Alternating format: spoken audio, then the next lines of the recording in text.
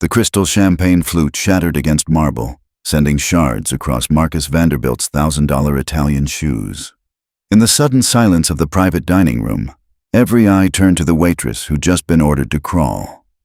Zara Winters stood perfectly still, her server's apron spotless despite the chaos, steel gray eyes fixed on the billionaire whose empire stretched across 3 continents. "Did you just—" Vanderbilt's voice cracked with disbelief. "I dropped your glass," Zara said quietly, her tone carrying an odd weight that made the room's temperature seem to plummet. "Accidents happen when your hands shake." But her hands weren't shaking, not even slightly. The city's most powerful man had just learned something his money couldn't buy. Some people don't break. Some people have been waiting their entire lives for this exact moment. The Meridian restaurant perched on the 42nd floor of the Vanderbilt Plaza like a crown jewel. Its floor-to-ceiling windows offering a panoramic view of Manhattan that cost more per square foot than most people earned in a year. Zara Winters moved between the tables with practiced grace, her black uniform pressed to perfection, carrying herself with a kind of quiet dignity that made diners from distant places, perhaps watching from their own cities, wonder about the stories behind the service. The white tablecloths beneath her hands were starched to museum quality, each fold precise as origami, each placement setting arranged with the mathematical precision of a Swiss timepiece. She had learned to navigate this world of crystal and gold leaf, where the wealthy came to feast on more than just food. They came to consume the certainty of their own superiority. Tonight was different, though. The private dining room at the restaurant's heart had been reserved for Marcus Vanderbilt himself, the pharmaceutical titan whose empire stretched from Wall Street to Silicon Valley, whose decisions affected millions of lives with the casual indifference of a god adjusting the weather. Zara had been specifically requested for this dinner, a detail that should have flattered her, but instead sent ice through her veins. She knew why she had been chosen.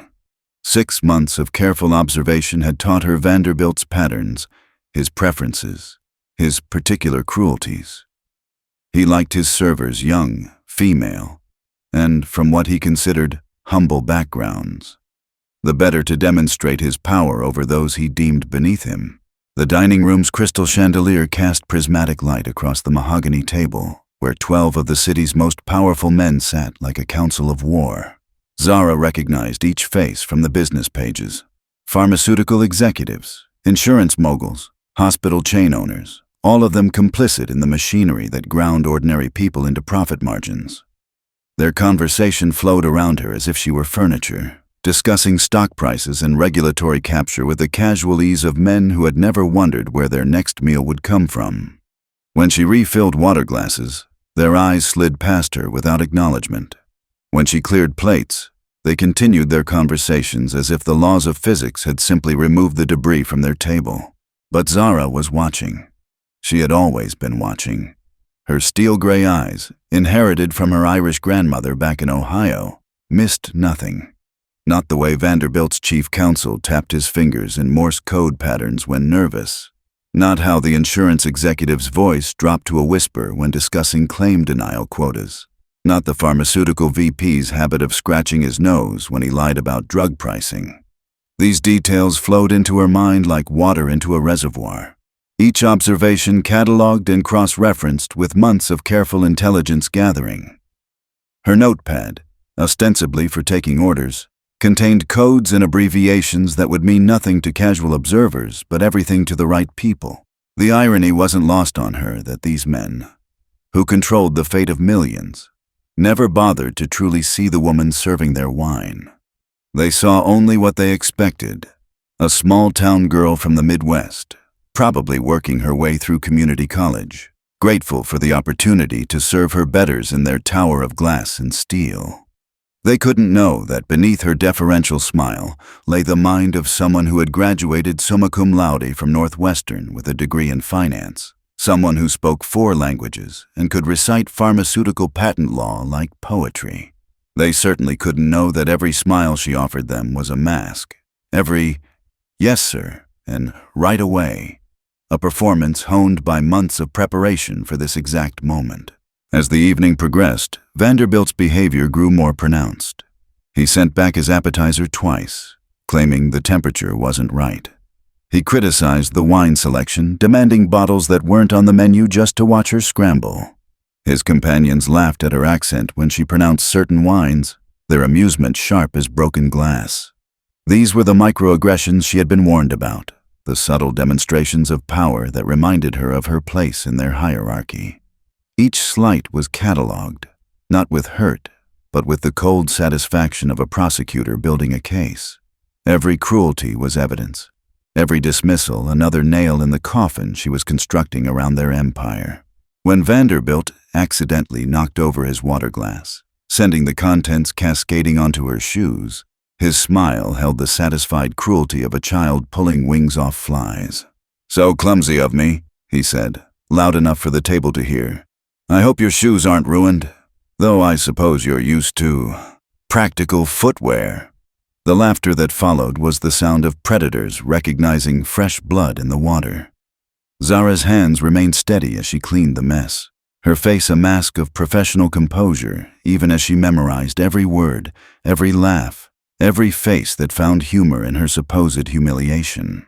As the dinner wound toward its conclusion, one of the security guards, a mountain of a man with kind eyes who had always treated her with respect, caught her attention with the slightest nod.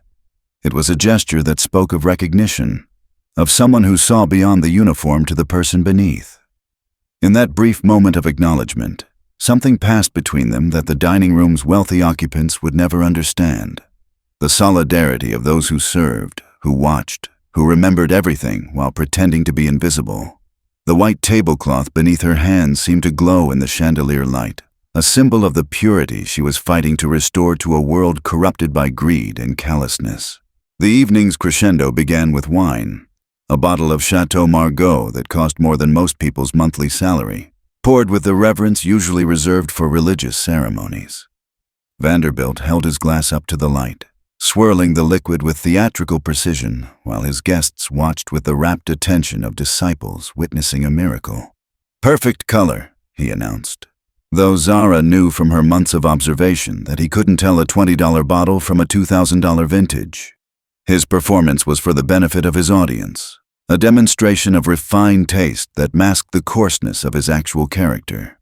She poured each glass with mechanical precision, her face a study in professional neutrality while her mind catalogued every word of their conversation about the upcoming pharmaceutical merger that would price life-saving medications beyond the reach of ordinary families.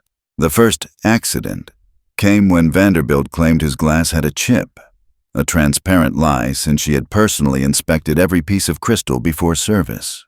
His voice carried the particular tone of a man accustomed to being believed without question, regardless of truth. "This is unacceptable," he declared, holding up the perfectly intact glass to the light. "Do you see this flaw? Or perhaps your Ohio education didn't cover quality control." The table erupted in polite laughter, the kind that signals complicity rather than genuine amusement. Zara replaced the glass without comment, her movements deliberate and controlled, though she felt the familiar fire building in her chest, the same rage that had sustained her through 18 months of planning and preparation. The second complaint followed immediately.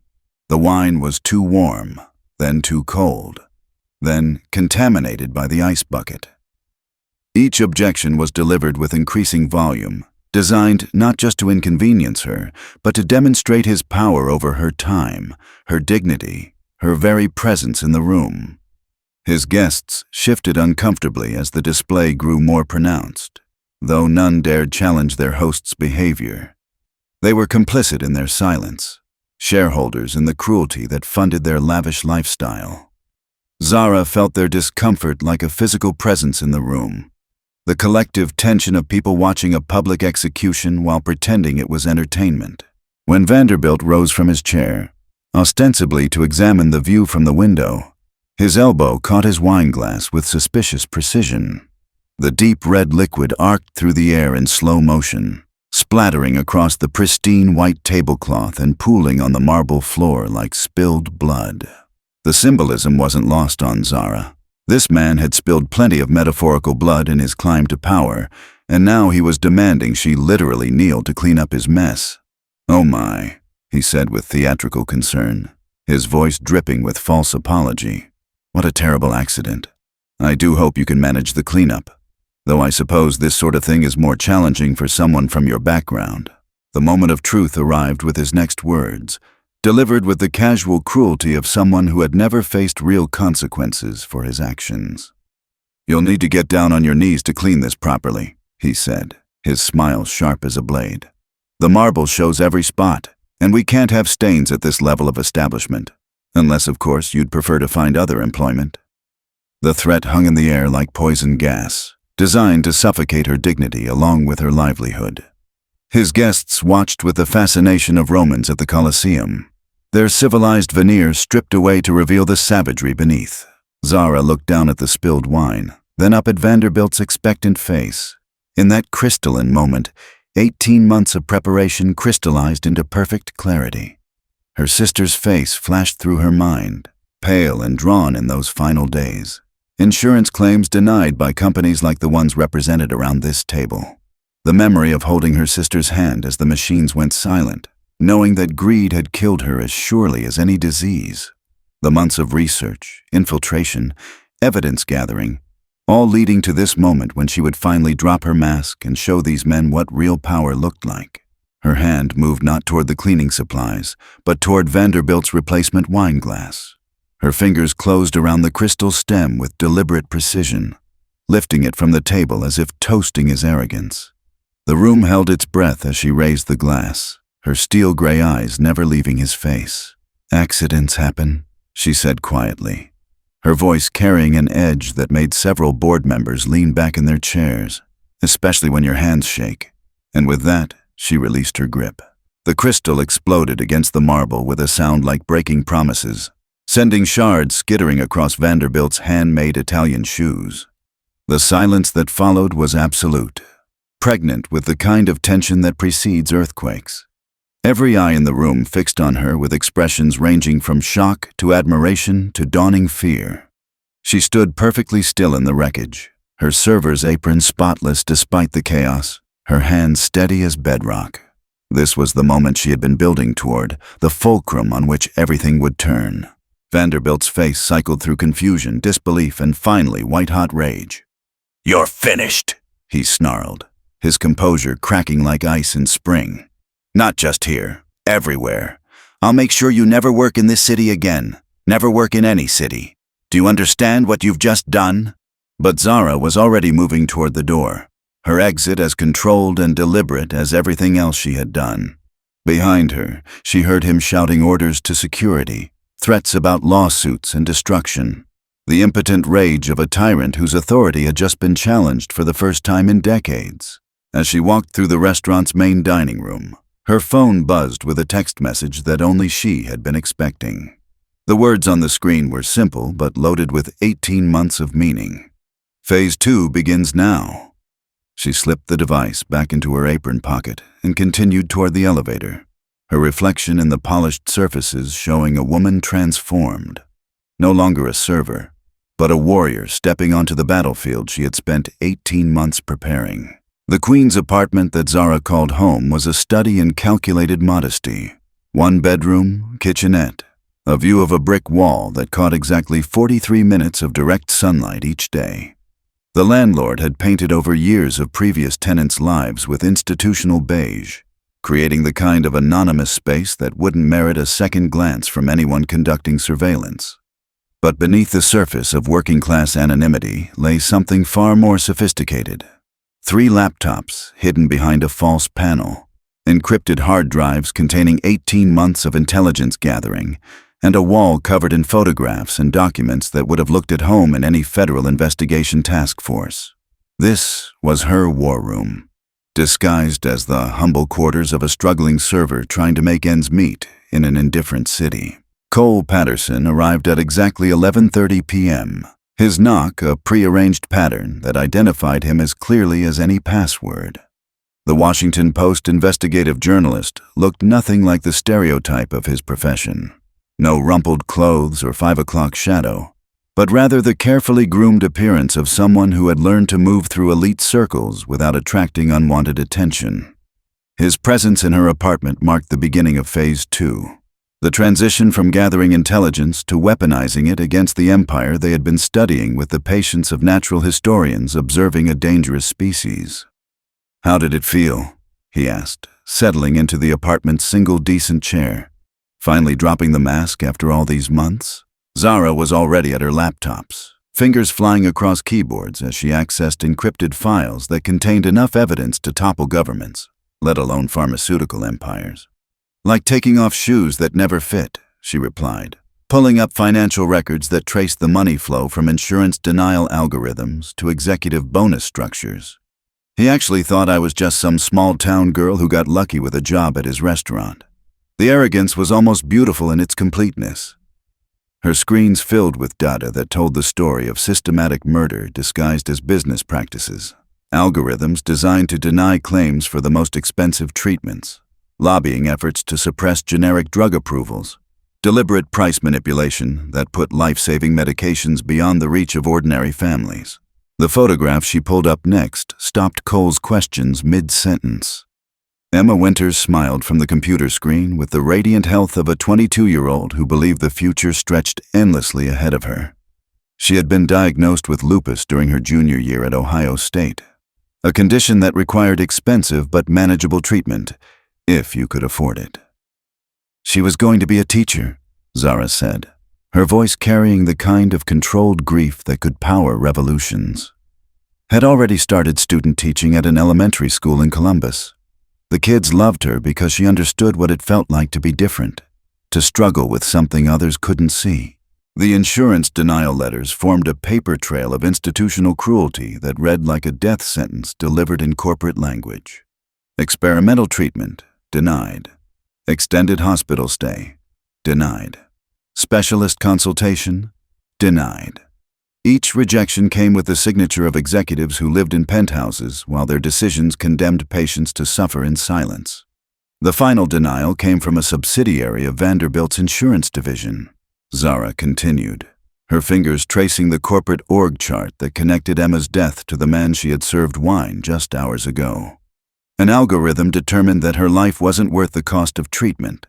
A computer program killed my sister, but it was programmed by human beings who knew exactly what they were doing.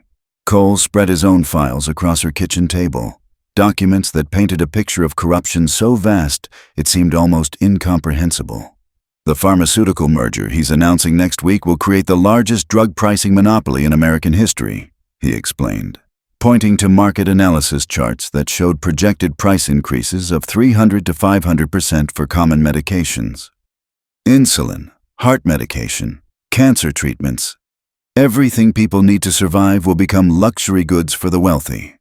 We're looking at a systematic genocide disguised as market forces. The network they had built over 18 months stretched across the country like an underground railroad for corporate accountability. Former Vanderbilt employees who had been fired for raising ethical concerns. Families destroyed by denied insurance claims. Whistleblowers from inside the pharmaceutical industry who risked everything to expose the truth.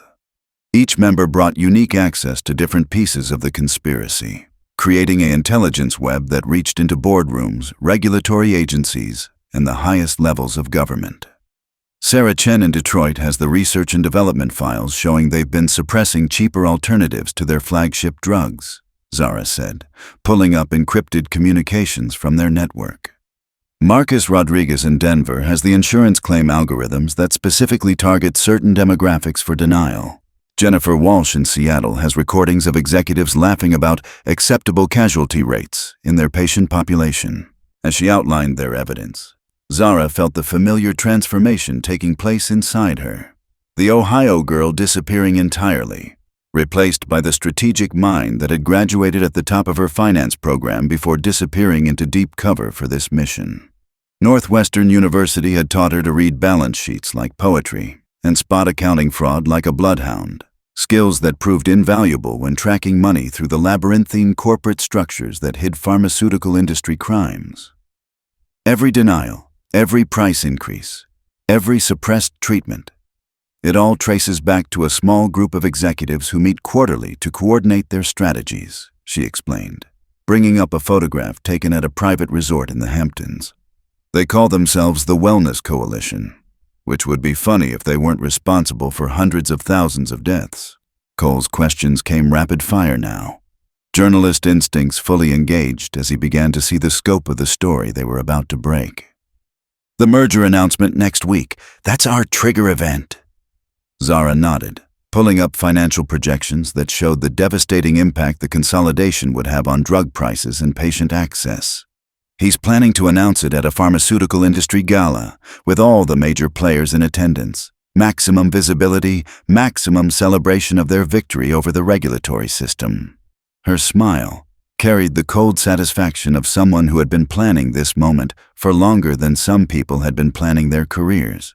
The final piece of Phase 2 involved something that would have seemed impossible just hours earlier. Transforming a fired waitress into a credible whistleblower whose testimony could bring down an empire. The beauty of their arrogance, Zara said, closing her laptops as dawn began to creep through the apartment's single window, is that they never imagined someone like me could be anything other than what they saw. A server, a victim, a casualty of their system. They're about to learn that their greatest weakness isn't their greed. It's their inability to recognize their enemies when those enemies are serving them wine. Outside, New York City was waking up to what would appear to be an ordinary Wednesday, unaware that the first domino in a chain reaction that would reshape American healthcare had already begun to fall. The abandoned warehouse in Long Island City had once manufactured precision instruments for medical equipment, its assembly lines producing the tools that saved lives before corporate consolidation moved production overseas in pursuit of cheaper labor.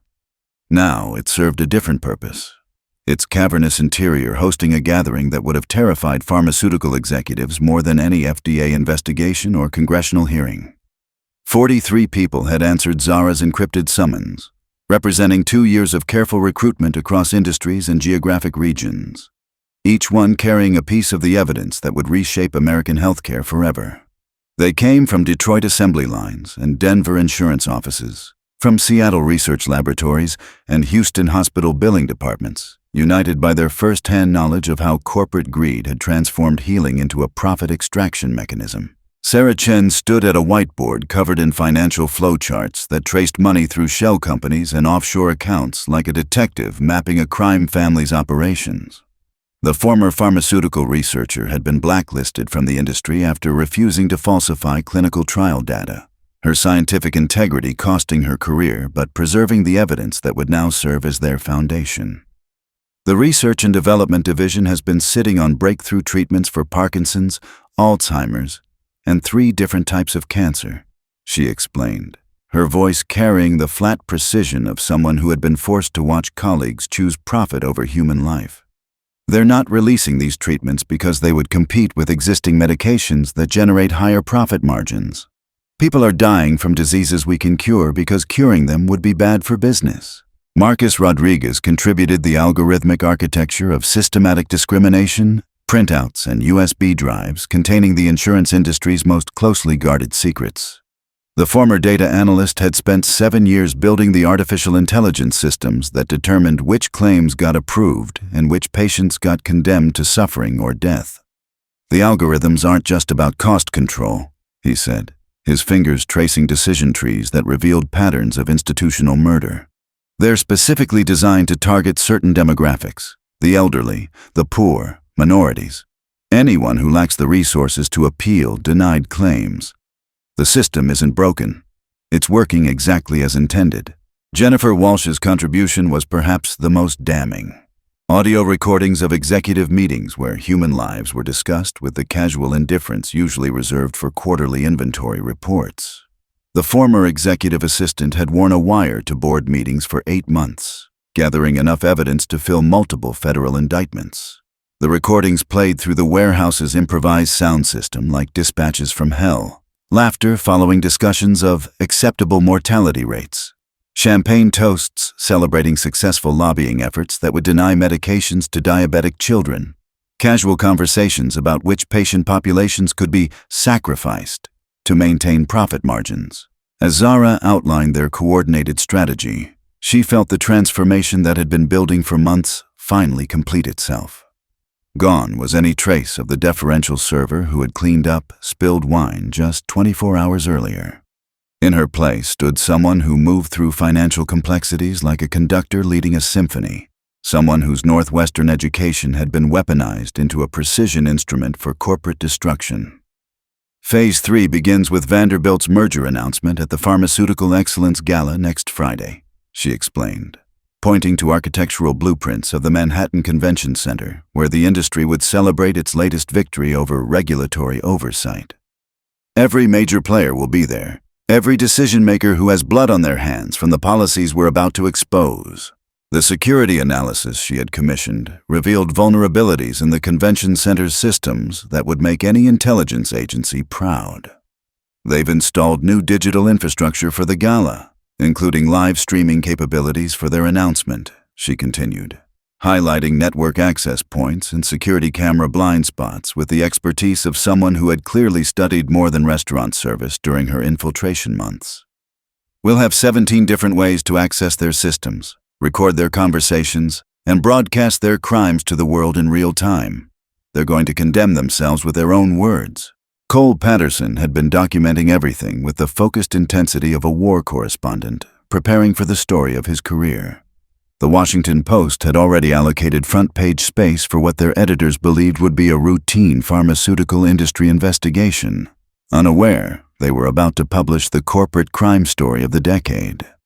The timing coincides with congressional hearings on drug pricing, he noted, consulting a calendar marked with legislative schedules and media cycles. Senator Williams from Massachusetts has been building a case for pharmaceutical reform, and her committee is scheduled to reconvene the Monday after the gala. If we can provide evidence that directly implicates the industry leadership, she'll have the ammunition she needs to force real regulatory change. The warehouse filled with the electric tension of conspirators who knew they were about to change history. Each member of their network understood that success would mean vindication for countless victims of corporate cruelty, while failure would likely result in their professional destruction and possible criminal prosecution. The pharmaceutical industry had unlimited resources, armies of lawyers, and political influence that reached into the highest levels of government. But they also had something their enemies lacked: the moral authority of people who had witnessed systematic murder and refused to remain silent. Zara's final briefing covered contingency plans that accounted for every possible response from their adversaries. Vanderbilt will try to destroy us individually once he realizes what we're doing, she warned, her voice carrying the weight of someone who had already accepted the personal cost of their mission. He'll use private investigators, legal harassment, economic pressure, and probably physical intimidation. Anyone who wants to walk away has until midnight tonight to disappear without consequences. The silence that followed her offer was absolute. 43 voices united in their commitment to see justice done regardless of personal cost. As the meeting dispersed into the pre-dawn darkness, each member carrying encrypted communications devices and specific operational assignments, Zara remained behind to study the architectural plans one final time. In 72 hours, she would walk into the Pharmaceutical Excellence Gala not as a server, but as the instrument of an industry's destruction. The pharmaceutical executives celebrating their latest victory over American patients would discover that their greatest vulnerability wasn't regulatory oversight or public opinion. It was their absolute certainty that people like her could never threaten people like them. The abandoned medical equipment factory around her seemed to whisper with the ghosts of its more honorable past, when American manufacturing had been about building things that helped rather than exploiting human suffering for profit. In 3 days, she would honor that legacy by using their own weapons against them, not violence or threats, but the simple power of truth delivered to a public that had been lied to for far too long. The first sign of Vanderbilt's retaliation came at 3:17 a.m. when Zara's apartment building's fire alarm system malfunctioned, forcing all residents into the street while emergency technicians gained access to every unit in the complex. She watched from across the street as figures moved through her windows with flashlights, their search methodical and professional, not vandals or common thieves, but corporate security specialists looking for evidence of the network they now suspected existed.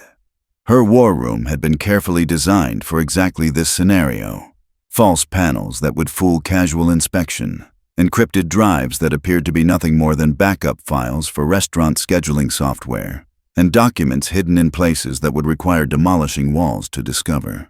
By morning, the psychological warfare had escalated to financial attack. Zara's bank accounts had been frozen pending suspicious activity investigations that bore the hallmarks of regulatory capture. Government agencies turned into weapons for private vendetants. Her credit cards were canceled due to identity verification issues, and her student loan servicer suddenly demanded immediate full payment of her remaining Northwestern University debt, nearly $80,000 that she had been responsibly paying down over 4 years.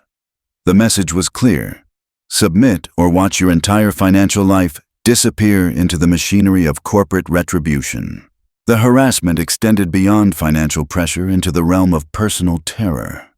Her neighbors in Queens began receiving anonymous calls warning them about dangerous criminal activity in their building, pressure designed to force her eviction through social isolation. The elderly woman next door, Mrs. Rodriguez, who had always greeted her warmly in the hallway, now crossed to the other side when they encountered each other. The building superintendent, previously friendly, informed her that multiple complaints had been filed about unusual traffic to her apartment, though Zara knew no one had visited her there except Cole Patterson, and only once. But the cruelest blow came on Thursday afternoon, when Zara made her monthly pilgrimage to Calvary Cemetery in Cleveland to visit Emma's grave. She found fresh flowers already placed on the headstone, white lilies arranged with professional precision, their funeral beauty a mockery of natural grief. The card attached bore no signature, only a printed message that made her blood freeze. Such a shame when young people die from treatable conditions. I hope her sister makes better choices. The flowers were expensive, imported, the kind of arrangement that cost more than most families spent on groceries. A reminder that Vanderbilt's resources were unlimited, while hers remained desperately finite. Standing in the cemetery where her sister's body lay because corporate algorithms had determined her life wasn't worth the cost of medication, Zara felt something crystallize inside her that went beyond anger into the realm of absolute purpose. This wasn't just about justice anymore. It was about preventing Vanderbilt from creating thousands more graves like Emma's, thousands more families destroyed by the calculated cruelty of profit-driven healthcare. The white lilies at her feet seemed to glow in the afternoon sunlight, their artificial perfection a symbol of everything she was fighting against. Beauty without substance, appearance without heart, the aesthetic of compassion masking the reality of murder.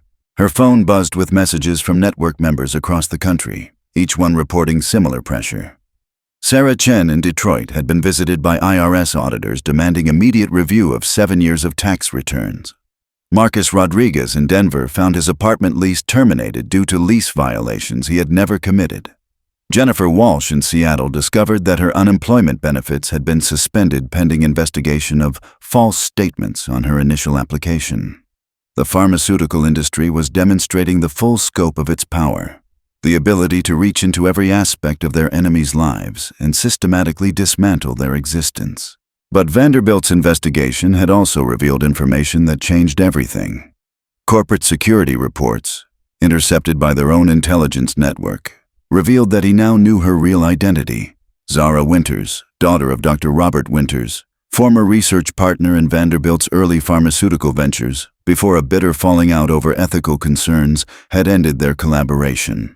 The connection explained everything: why she had been able to navigate elite financial circles during her infiltration, why her strategic thinking displayed such sophisticated understanding of corporate structures, why her commitment to destroying his empire ran deeper than simple moral outrage. Dr. Robert Winters had discovered evidence of clinical trial fraud in their joint research 25 years ago, evidence that would have destroyed Vanderbilt's career before his pharmaceutical empire ever existed. Rather than report the fraud, he had simply ended their partnership and attempted to distance himself from the corruption, believing that walking away was sufficient moral response. His failure to act had allowed Vanderbilt's empire to grow unchecked, expanding into the monster that eventually killed Emma through systematic denial of care. Zara's mission wasn't just about avenging her sister. It was about finishing the fight her father had abandoned decades earlier. The pressure on their network intensified as Friday approached. Several members had been arrested on fabricated charges, others fired from their jobs through coordinated industry pressure. Still others simply disappeared into the machinery of legal harassment that surrounded anyone who threatened pharmaceutical profits. Cole Patterson reported that Washington Post editors were receiving calls from advertisers threatening to pull support if the newspaper pursued unsubstantiated attacks on legitimate businesses. The system was protecting itself with the immune response of a body fighting infection, mobilizing every resource to eliminate the threat they represented. But 37 members of their network remained active, each one carrying evidence that could topple governments, let alone corporate empires. Each one more committed to their mission because of the retaliation they had endured, rather than in spite of it. Zara's apartment might be under surveillance. Her finances might be destroyed. Her every movement might be monitored by corporate security specialists. But none of that changed the fundamental equation she had calculated months ago. They had the evidence. They had the platform. And in 18 hours, they would have the audience. As she prepared for the Pharmaceutical Excellence Gala, Zara understood that she was walking into the culmination of a war that had begun before she was born. A conflict between those who believed healing should serve profit and those who believed profit should serve healing. Tomorrow night, in a room full of people who had made fortunes from human suffering, she would finally complete the transformation that had been building for 2 years. From victim to victor, from server to destroyer, from the powerless to the instrument of their destruction. The white lilies on Emma's grave seemed to whisper in the cemetery wind, their artificial beauty no match for the living purpose that drove her sister's memory forward into justice. The Pharmaceutical Excellence Gala transformed the Jacob K. Javits Convention Center into a temple of corporate excess, its soaring glass architecture draped with banners celebrating innovation in healthcare, while the industry's elite gathered to commemorate their latest victories over regulatory oversight and patient advocacy. Zara moved through the service corridors with the invisible authority of someone who belonged in the infrastructure that supported such events. Her catering uniform and clipboard rendering her effectively invisible to the security personnel focused on protecting the wealthy attendees rather than scrutinizing the workers who served them. She had learned during her months of infiltration that power made people blind to those they considered beneath notice, a weakness she was about to exploit with surgical precision. The main ballroom buzzed with conversations that would have sounded like casual social interaction to untrained ears, but revealed themselves as criminal conspiracy to anyone who understood the coded language of pharmaceutical profit maximization. Executives discussed market optimization strategies that meant denying medications to children, celebrated regulatory efficiency improvements that meant bribing officials to ignore safety violations, and toasted demographic targeting successes that meant algorithmic discrimination against minority patients. Zara's concealed recording equipment captured every word, each conversation another nail in the coffin she had been building around their empire for 18 months. Marcus Vanderbilt held court at the center of the ballroom like a king receiving tribute from his vassals, his pharmaceutical empire having grown so vast that other industry leaders approached him with the deference usually reserved for heads of state. The merger announcement he would deliver tonight would consolidate control over 60% of the American pharmaceutical market under his direct influence, creating a monopoly that would make the railroad barons of the 19th century seem quaint by comparison. His speech notes, obtained through network infiltration of his corporate security detail, revealed plans to increase prices on common medications by an average of 400% within the first year after regulatory approval. The technical infrastructure supporting the gala's live broadcast provided multiple access points for the coordinated evidence release they had been planning for months. Sarah Chen, posing as a telecommunications technician, had gained access to the convention center's network architecture and installed back doors that would allow them to override the official broadcast with their own content at precisely the moment when Vanderbilt's announcement reached its climax. The irony was poetic. He would use the industry's own celebration to broadcast evidence of their crimes to the world, turning their moment of triumph into their public execution. Cole Patterson worked the event as a credentialed journalist, his Washington Post credentials providing cover for intelligence gathering that would have impressed any federal investigation task force. His hidden cameras captured faces that matched names on their target list, documenting the presence of every major decision-maker in the pharmaceutical price-fixing conspiracy. The guest list read like a who's who of corporate criminality. Insurance executives who designed claim denial algorithms, research directors who suppressed beneficial treatments, lobbyists who corrupted regulatory processes, and politicians who sold their votes to the highest bidder.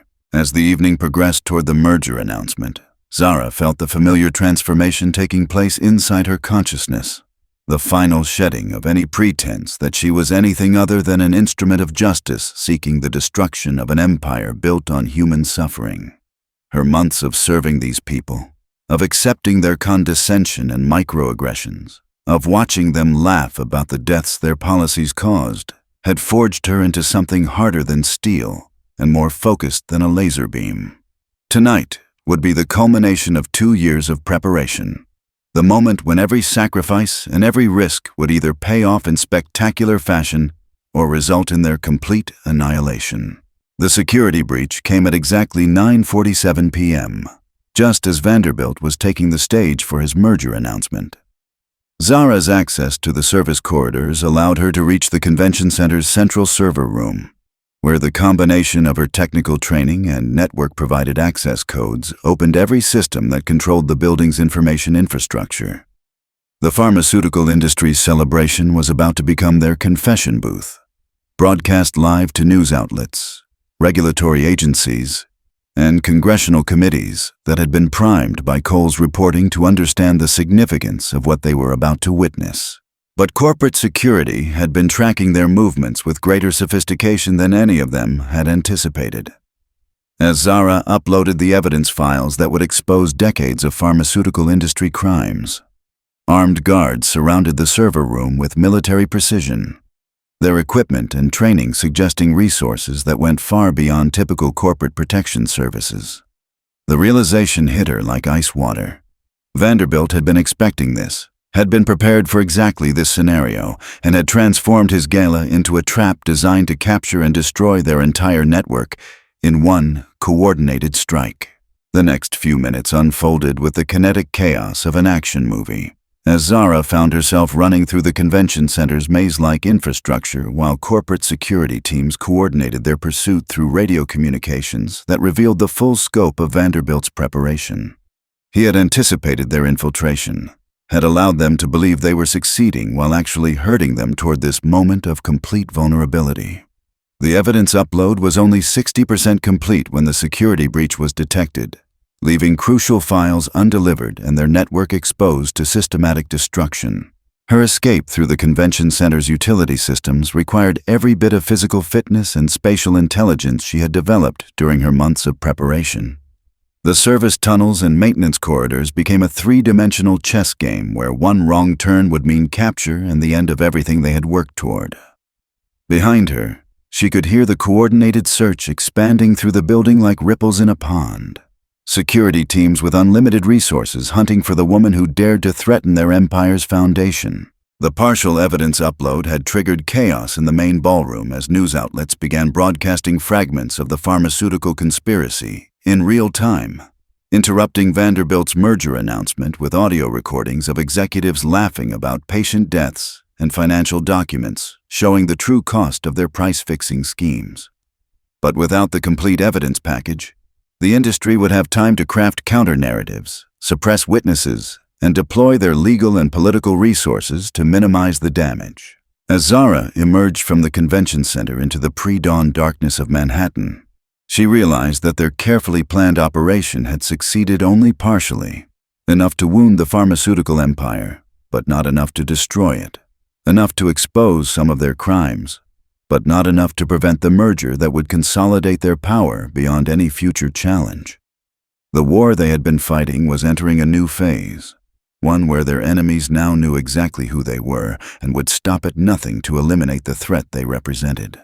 The city around her seemed different in the aftermath of their partial victory, charged with the electricity of a battle that was far from over, but had finally moved into the open where both sides would fight without pretense or disguise. The private dining room at Meridian looked exactly as it had 6 days earlier when Zara's carefully constructed cover had finally been blown. The same crystal chandelier casting prismatic light across the same mahogany table where pharmaceutical executives had discussed human lives with the casual indifference of gods adjusting weather patterns. But tonight, the room held only 2 people. Marcus Vanderbilt, seated at the head of the table like a king holding court, and Zara Winters, standing near the entrance with her hands clasped behind her back in a posture that suggested either submission or concealed preparation. The symbolism wasn't lost on either of them. They had returned to the scene of their first confrontation to play out the final act of a war that had been building for 25 years. Vanderbilt's confidence filled the room like cologne, his merger announcement having proceeded despite the partial evidence release, his legal team having successfully contained the damage through injunctions and counter-narratives that painted their investigation as corporate espionage rather than public service. The pharmaceutical industry's resources had proven as vast as Zara had feared, their ability to control information flow demonstrating the true scope of their influence over American institutions. "I have to admit," he said, gesturing toward the chair across from him with mock courtesy, "I underestimated you initially. The Waitress persona was quite convincing, though I suppose growing up as Dr. Robert Winters' daughter gave you certain advantages in understanding how to move through our world undetected." The revelation of her true identity confirmed what she had suspected since the cemetery flowers. Vanderbilt's investigation had uncovered not just her background, but the full history of her father's relationship with the pharmaceutical empire. Dr. Robert Winters had been Vanderbilt's original research partner, the brilliant scientist whose ethical concerns had ultimately led to their bitter separation and the suppression of evidence that could have prevented decades of corporate crime. "My father's mistake was believing that walking away was enough," Zara replied, her voice carrying the controlled precision of someone who had spent months preparing for this exact conversation. "He thought that personal moral purity was sufficient response to systematic evil. I've learned from his failure." Vanderbilt rose from his chair and moved to the window overlooking Manhattan. His empire spread below him in glittering lights that represented not just wealth, but the power to determine who lived and who died based on their ability to pay for medications. His pharmaceutical monopoly controlled treatments for everything from diabetes to cancer, heart disease to mental illness, making him perhaps the most powerful individual in American healthcare despite holding no official government position. "Your network gathered impressive evidence," he conceded, his tone carrying the patronizing approval of a professor critiquing a promising student's work. "But you misunderstood the fundamental nature of power in this country. Evidence only matters when institutions are willing to act on it, and every institution that could threaten us has been carefully cultivated over decades." The truth of his statement hung in the air between them, like a death sentence. Congressional committees that should investigate pharmaceutical crimes were funded by pharmaceutical lobbying. Regulatory agencies that should enforce patient safety were staffed by former industry executives. News organizations that should expose corporate criminality depended on pharmaceutical advertising revenue. The system wasn't broken. It was working exactly as designed, created to serve corporate interests while maintaining the illusion of democratic oversight. 600,000 Americans died last year from conditions that could have been treated if they had been able to afford their medications, Zara said, her steel-gray eyes never leaving his face. "That's a genocide disguised as market forces, and you're directly responsible for orchestrating it." Vanderbilt's laughter was the sound of a predator who had never encountered real danger, the casual amusement of someone who viewed human suffering as an acceptable cost of business optimization. "Genocide requires intent to destroy specific populations," he replied with the precision of someone whose legal team had prepared him for exactly this accusation. "We're simply operating within free market principles, allowing economic forces to determine resource allocation. If certain demographics can't afford our products, that's a failure of their economic productivity, not our moral responsibility." His words revealed the ideology that powered the pharmaceutical industry. Social Darwinism dressed up as economic theory, the belief that wealth determined worth and poverty justified death. The dining room's white tablecloths seemed to glow in the chandelier light. their pristine surfaces representing the purity that Zara was fighting to restore to a system corrupted by greed and callousness. She had been recording this entire conversation through devices that corporate security hadn't detected, but she knew that evidence alone wouldn't be enough to topple an empire protected by every institution that should be holding it accountable. "You brought me here because you want to make an offer," she said, recognizing the psychological dynamics at play in his theatrical staging of their confrontation. "You want to buy my silence, corrupt me the same way you've corrupted everyone else who might have threatened your power." His offer was exactly what she had anticipated.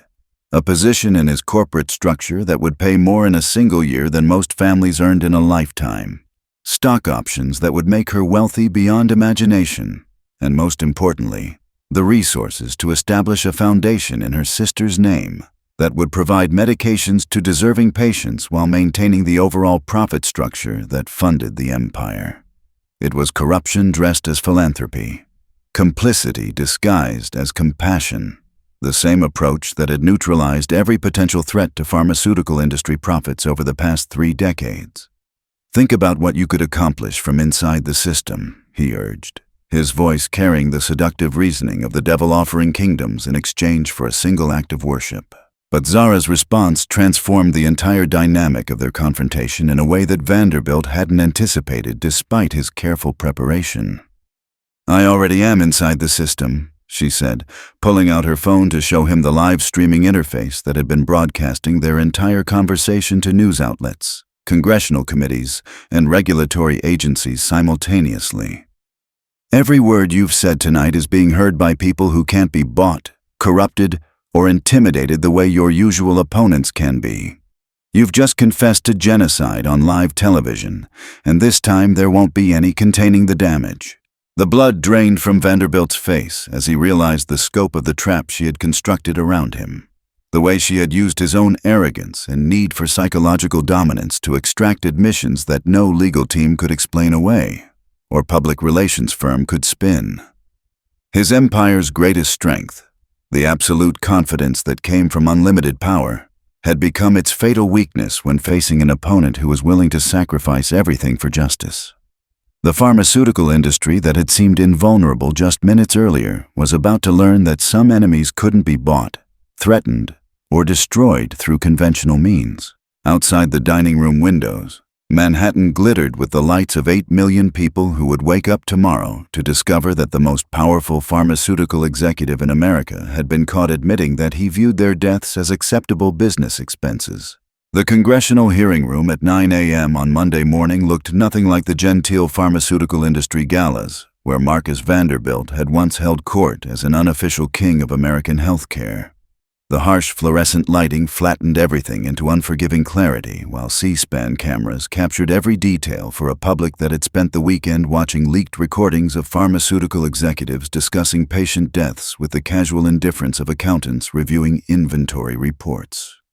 Senator Elizabeth Williams of Massachusetts sat at the center of the committee panel like a prosecutor who had finally been handed the evidence she needed to seek justice for decades of corporate crime. Her questions sharp as surgical instruments as she dissected the conspiracy that had turned healing into a profit extraction mechanism. Zara sat at the witness table wearing a simple navy suit that announced her transformation from undercover server to star witness in what news outlets were calling the pharmaceutical crime story of the century.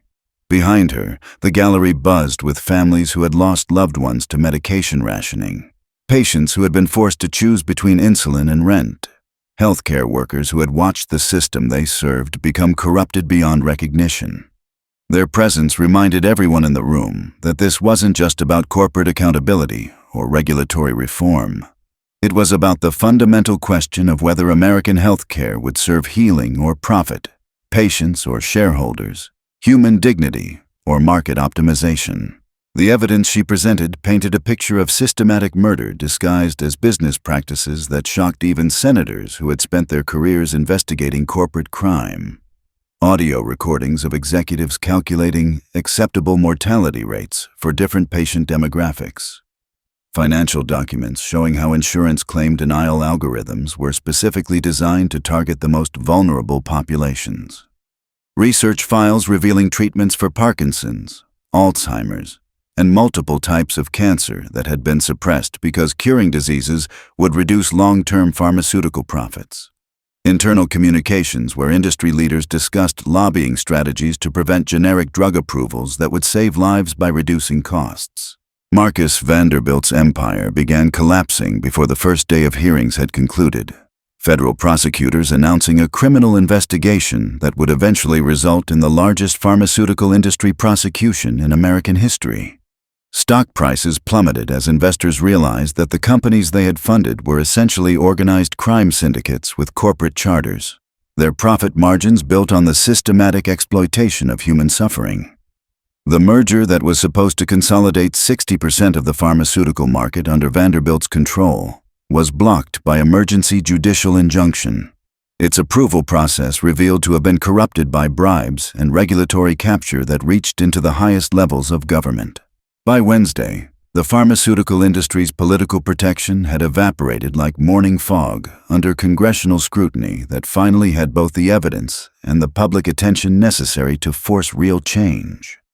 Senators who had previously accepted industry donations and voted against price controls were scrambling to distance themselves from the scandal, their campaign finance records becoming exhibits in a corruption investigation that threatened to reach into every level of American politics.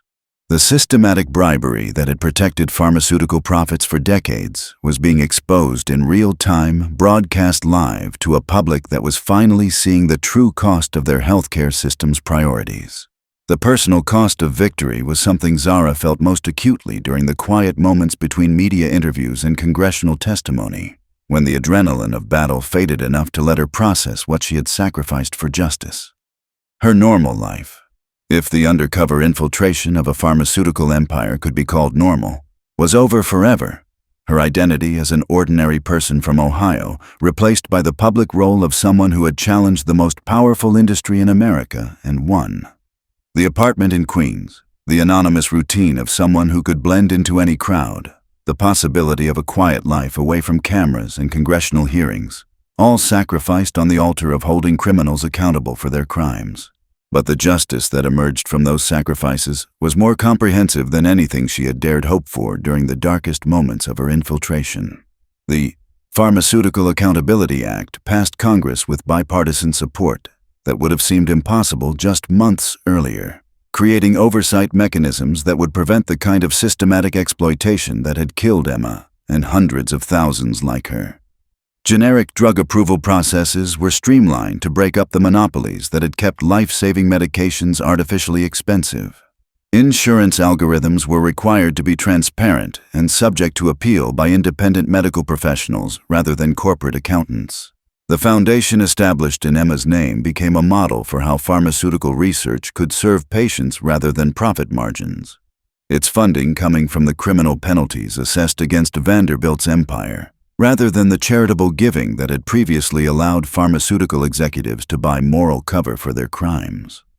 Research into lupus treatment advanced more in the 6 months following the congressional hearings than it had in the previous decade, liberated from the profit constraints that had deliberately slowed progress to maintain market control over existing medications. Cole Patterson's Washington Post series on pharmaceutical industry corruption won the Pulitzer Prize for investigative reporting.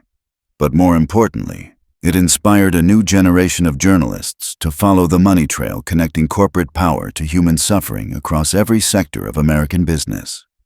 The network of whistleblowers that had started with pharmaceutical employees expanded to include workers from insurance, healthcare technology, medical device manufacturing, and hospital management companies, creating an ongoing intelligence operation that made systematic corporate crime far more difficult to maintain.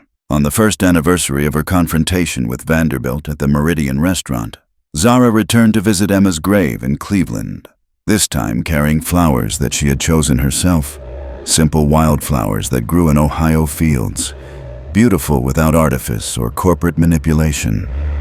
The cemetery was the same, but everything else had changed. The algorithms that had killed her sister were illegal. The executives who had designed those algorithms were in federal prison. The system that had treated her sister's life as an acceptable business expense had been reformed by people who understood that healthcare was a human right rather than a luxury good for those who could afford it. Standing beside her sister's headstone, Zara felt the presence of all the others who had died because corporate executives had decided their lives weren't worth the cost of treatment. The diabetics who had rationed insulin, the cancer patients who had been denied chemotherapy, the heart disease sufferers who had chosen between medication and shelter. Their deaths had not been in vain if the system that killed them had been reformed to prevent future tragedies. Their sacrifice meaningful if it led to justice for those who would have been tomorrow's victims. The white tablecloth from that first confrontation had become a symbol in the media coverage of pharmaceutical industry reform, representing the possibility of purity in a system that had been corrupted by greed and callousness. But Zara knew that symbols were less important than systems, that lasting change required not just individual heroism, but institutional transformation that would outlast any single person's commitment to justice. The work of holding corporate power accountable would continue long after she was gone, carried forward by others who understood that democracy required eternal vigilance against those who would exploit human suffering for private gain.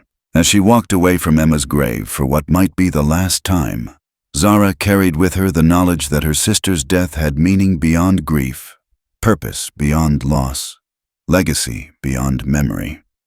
The system that had killed Emma Winters would never again operate with the impunity it had enjoyed for decades, and perhaps that was the only form of justice that really mattered in the end.